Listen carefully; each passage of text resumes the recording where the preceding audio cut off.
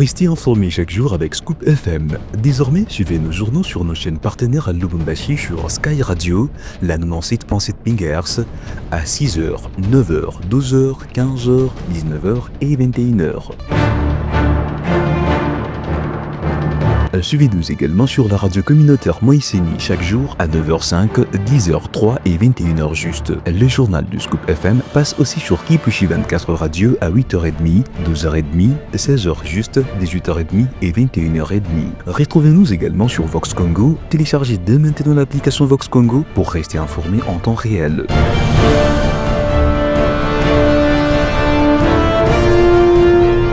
Scoop FM, suivez-nous sur notre page Facebook et sur notre chaîne YouTube pour tout savoir sur l'actualité locale, provinciale, nationale et internationale. Scoop FM, la neutralité réelle. La neutralité réelle.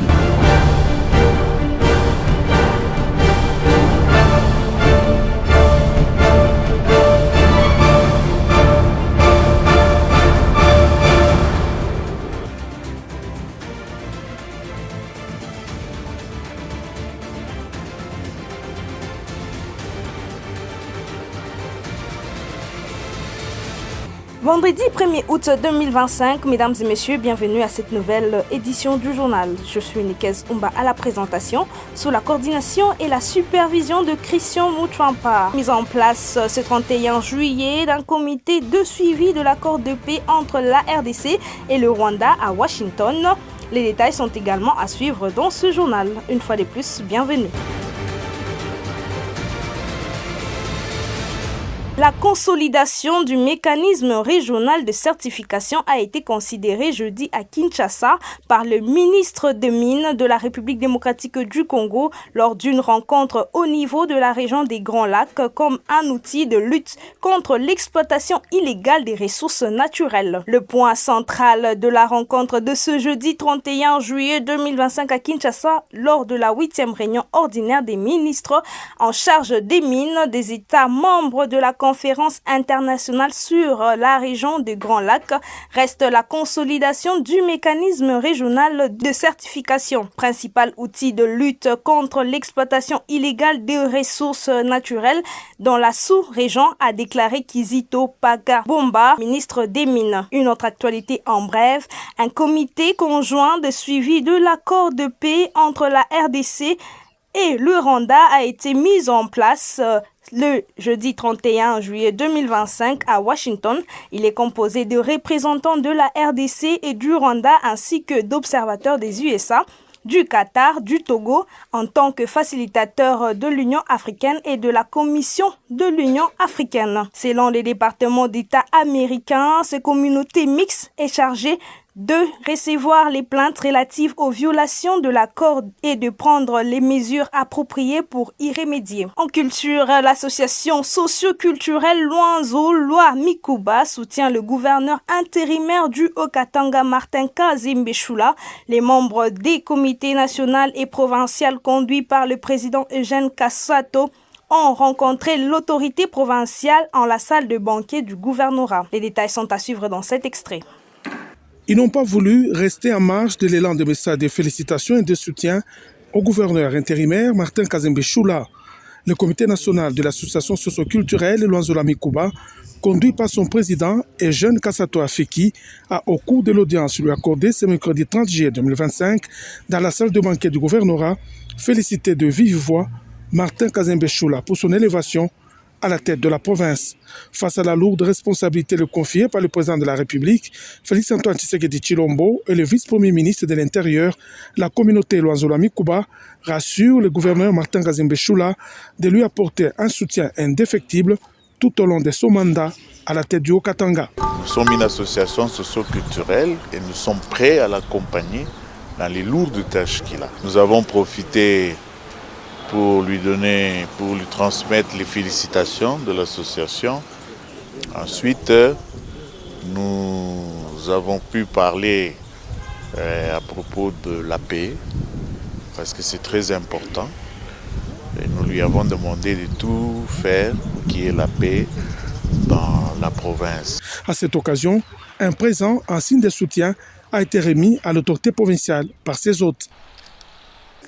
L'initiative ordonnée par le général-major Padiri Moïse Jonas, commandant de la 11e région militaire, a débuté le 31 juillet 2025 avec pour cible les camps militaires de la province. C'est le lieutenant-colonel Famboufoti Alexis, chef de l'équipe de santé militaire, qui a dirigé les premières séances d'information auprès des familles de soldats, notamment dans les camps d'Ebeya et de Singa. Suivez cet élément choisi par votre rédaction.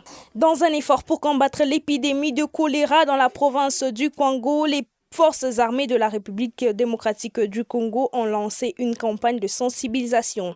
L'initiative ordonnée par le général-major Padiri Moïse Jonas, commandant de la 11e région militaire, a débuté le 31 juillet 2025 avec pour cible les camps militaires de la province. C'est le lieutenant-colonel Famboufoti Alexis, chef de l'équipe de santé militaire, qui a dirigé les premières séances d'information auprès des familles de soldats, notamment dans le camp d'Ebeya et de Singa.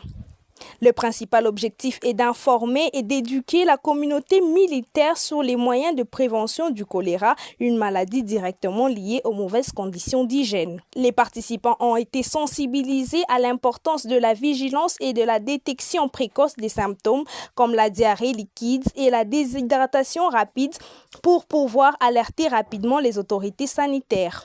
Parmi les recommandations pratiques partagées, on retrouve le lavage fréquent des mains, la cuisson adéquate des aliments et l'importance d'éviter la défécation à l'air libre. Les familles ont également été encouragées à conduire tout cas suspect vers le centre de santé le plus proche.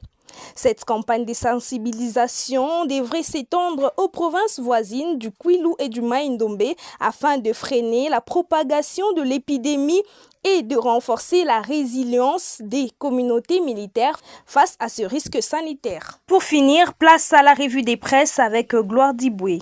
Nouvelle revue de presse sur votre radio. Bonjour à tous et bienvenue. RTNC pensée des titres à la une. Crise à l'Assemblée provinciale du Kasaï central. La Cour d'appel tranche ce 5 août. L'Assemblée provinciale du Kasaï central reste plongée dans une crise institutionnelle majeure depuis la session de mars 2025, marquée par la déchéance controversée du bureau dirigé par Daniel Lukusa. Dans un climat de fortes tensions politiques, la Cour d'appel des Kananga, section administrative, s'apprête à rendre un arrêt décisif les 5 août prochain, susceptible de clarifier ou d'exacerber la situation. La crise actuelle trouve son origine dans une plénière tenue le 10 juin 2025, présidée par un bureau d'âge qui a voté la déchéance du bureau Lukusa, accusé de mauvaise gestion et des manquements procéduraux. Cependant, cette décision a immédiatement été constatée par les camps Lukusa qui dénoncent une séance irrégulière, entachée des violations du règlement intérieur. Soutenu par 18 députés sur 34, Daniel Lukusa a saisi la justice pour faire annuler cette résolution, arguant que la procédure des destitutions n'a pas respecté les dispositions légales. Cette crise dépasse les simples cadres procédural. Elle reflète des luttes d'influence au sein de l'Assemblée provinciale avec des répercussions sur la gouvernance locale et la stabilité politique du Kasaï central.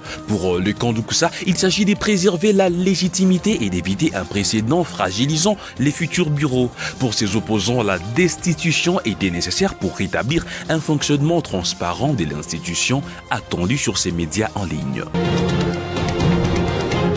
Terminons par ces titres de RFI.fr. Russie, Vladimir Poutine promulgue la loi renforçant la censure et la surveillance sur Internet. À partir du vendredi 1er septembre, les Russes qui consulteront sur Internet des contenus jugés extrémistes par les autorités pourront se voir infliger une amende. Une loi aux contours assez flous qui permet aux autorités d'exercer une pression supplémentaire sur la population. Le président russe Vladimir Poutine a signé jeudi 31 juillet la loi prévoyant de punir des recherches sur Internet des contenus classés extrémistes. Un texte qui a suscité l'inquiétude jusque chez les partisans du Kremlin et qui accentue davantage la répression en cours. Ces textes avaient provoqué une rare opposition d'une soixantaine de parlementaires et des critiques, y compris au sein des milieux qui soutiennent la chasse aux détracteurs du pouvoir en Russie. Il prévoit une amende entre 32 et 54 euros qui pourra être infligée à partir du 1er septembre à toute personne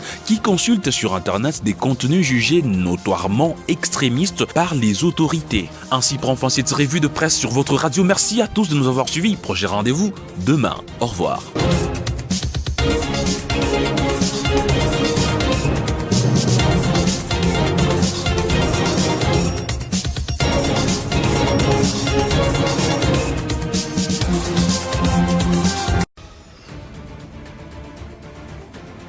Merci à tous de nous avoir suivis. Bonne fête des parents à toutes les Congolaises et Congolais. Et nous nous retrouvons demain pour de nouvelles actualités.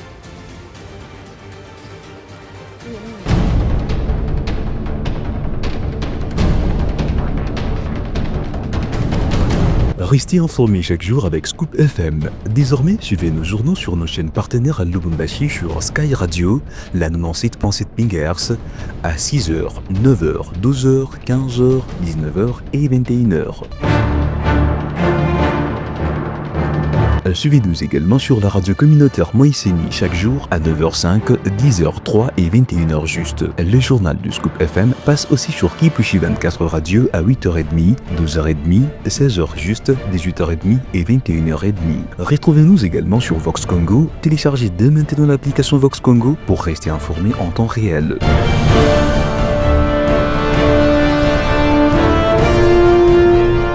Scoop FM, suivez-nous sur notre page Facebook et sur notre chaîne YouTube pour tout savoir sur l'actualité locale, provinciale, nationale et internationale. Scoop FM, la neutralité réelle.